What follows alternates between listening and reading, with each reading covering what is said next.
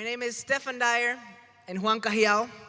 We are comedians from Costa Rica and Colombia, living in Canada. Together, we own a comedy school called MalPensando. And today, we're here to tell you a story about chasing our dreams. That dream for us was comedy. Have you ever wanted to chase a dream, but your friends and family thought it was foolish, so you stopped pursuing it? Do you love your day job?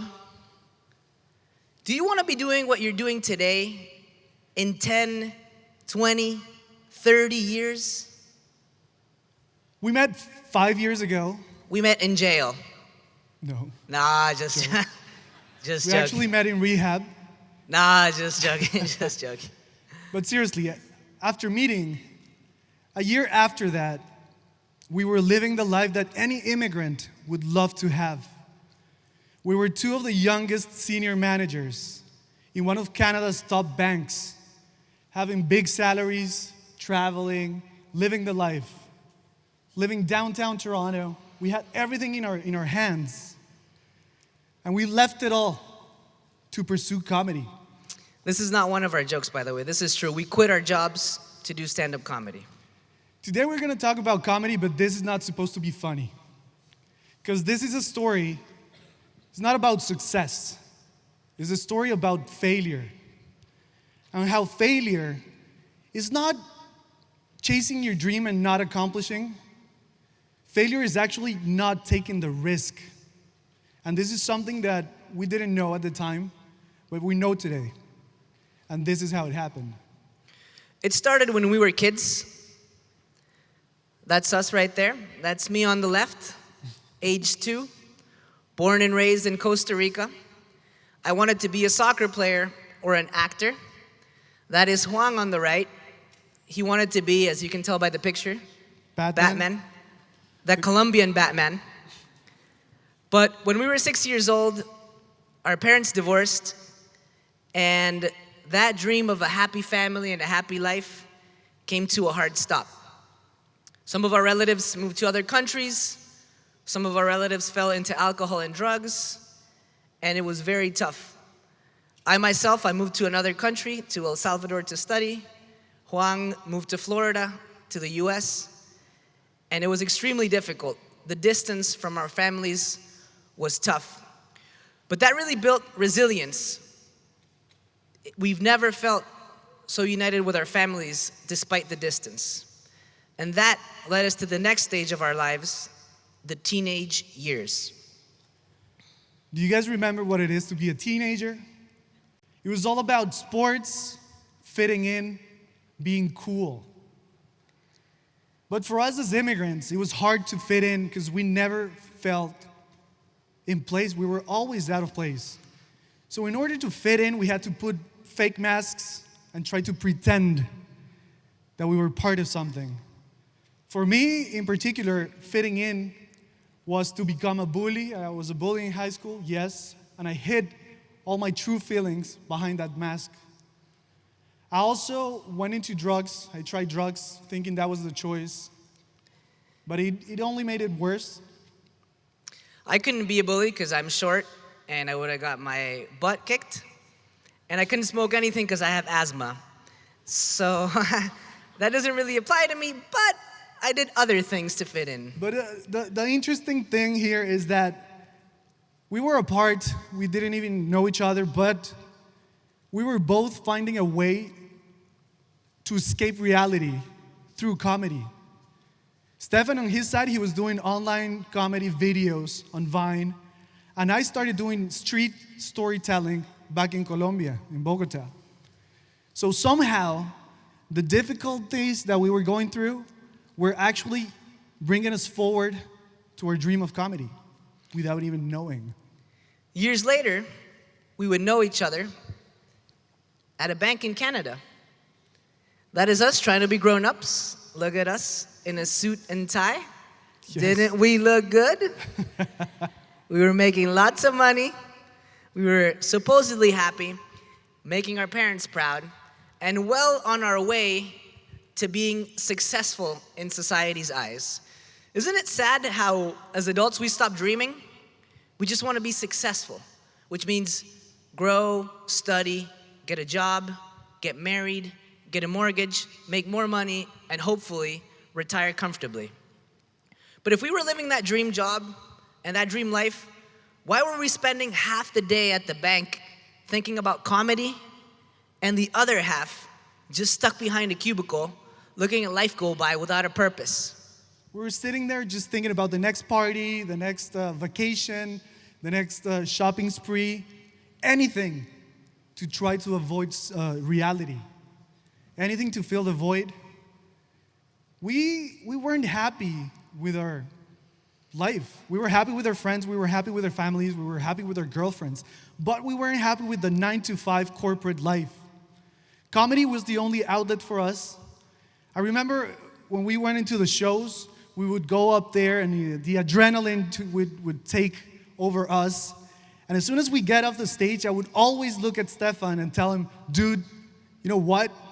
We should quit our jobs and do this for a living. That is us in our first show. I don't know why we went up on stage together, but we did. This is the first time we go back on stage together again after 5 years. And Juan would always tell me, let's quit. And I'd be like, are you insane? We're gonna quit our corporate jobs? What will our parents say? What will our parents' friends say? They've sacrificed so much for us. But you know what? Little by little, we started believing. And we decided, hey, why not give it a shot at being happy? So little by little, we started planning around it. I asked my wife, then girlfriend, I asked her, would you support me if I quit my corporate job? She said yes. Juan did the same with his wife. She said yes. So we started planning around it. We started cutting all unnecessary expenses. We started saving up, and we even put a date.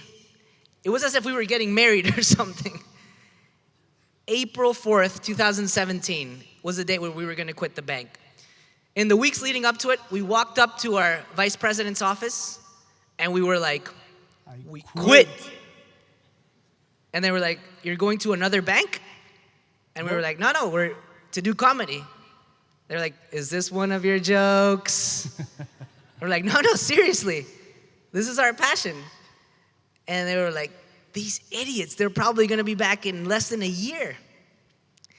And that's how it started building and building. The next day after we quit, we went on a 3-week stand-up comedy tour through Costa Rica, Miami, and Colombia. Probably not very smart to go and spend the money that we had saved in a tour in markets where nobody knew us, but it was a very good experience. We did lots of shows, we met lots of people, we networked, and most importantly, we grew as comedians. But when we came back to Canada, reality hit us hard in the face. Yes, we had cut our expenses, but the shows that we were doing weren't being profitable at all. At all, we were broke. It was horrible. I remember a couple of times I didn't know where the money was gonna come from to pay for rent. I was spending so much time on this dream that I was sacrificing time with my family, my loved ones. My marriage was suffering. I looked at my bank account and I didn't have that much savings anymore. I only had months to go. So I spoke to my wife and we were like, we might as well just spend all our money in something that's gonna last. So I went to the bank where I had worked for 7 years and I said, I wanna buy an apartment. Can I get a mortgage? And they were like, nope, declined, because you don't have a letter of employment anymore. Probably would have been smart of me to apply to that mortgage a couple of months back when I still had a job, but I didn't. It was very humiliating. At that point, we were already doing shows, but we gotta be honest, our shows sucked. They sucked. We were bad. But we kept on doing more shows, and we kept on sucking, and we kept on doing more shows until we got a little bit less bad. We sucked a little bit less, and somehow, for some reason, people started to believe in us, in what we were doing. And some people actually said, we want to learn how you guys do that on stage. And it was funny because we said, woo, we got something here. There's a business here. Let's open a workshop. Let's teach comedy. We weren't teachers. We weren't actual comedians. Well, we opened a workshop, and that workshop sucked. It was bad. It's how it is. But people loved it. I don't know how. But we spent the little money that we were earning to teach ourselves a little bit more and gain more experience. We paid for books, we paid for courses, we took other workshops. And our workshop actually improved. People wanted to be part of what we were doing. It came to a point that our workshop gained a name, an informal name, unofficial name in the market. People would call it the cheapest therapy out there. Now we were psychologists and professors. It was a place where people could be vulnerable, where being vulnerable was celebrated, where being weird was cool. We had just opened a place where people could come in and embrace their fears through comedy. Look, a lot of people wait for success to happen to them. I'm not saying that we're better. We were just doing crazy things to make this work. Crazy. We were going up on buses and subway cars, and we were handing everyone business cards. We still do that. Even in the airplane, we were handing off. We were adding thousands of people on Instagram so that hopefully they would come on our profiles and they would see what we were doing in comedy. We still do it as well. We were teaching our workshops at my old roommate's building for a year and a half, and the management didn't even know about it. That changed. So then when they caught us, we moved on to a restaurant, and we taught the workshops with people having dinner next to us. We could still smell the Venezuelan arepas in our shirts.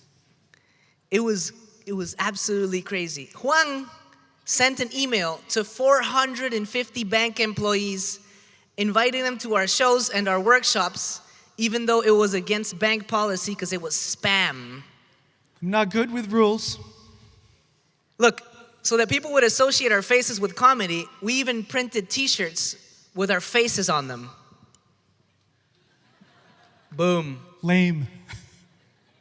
Look, we know it's lame, but failure is not an option. You gotta get creative. It came to a point where some of our students came up to us and said, your workshops changed our life. It changed our lives. And then the purpose for us changed. At first, when we quit, it was to become famous. Clearly, we didn't become famous. So it slowly shifted. And now, it's to help people in our communities, help the communities that we care for the most through laughter.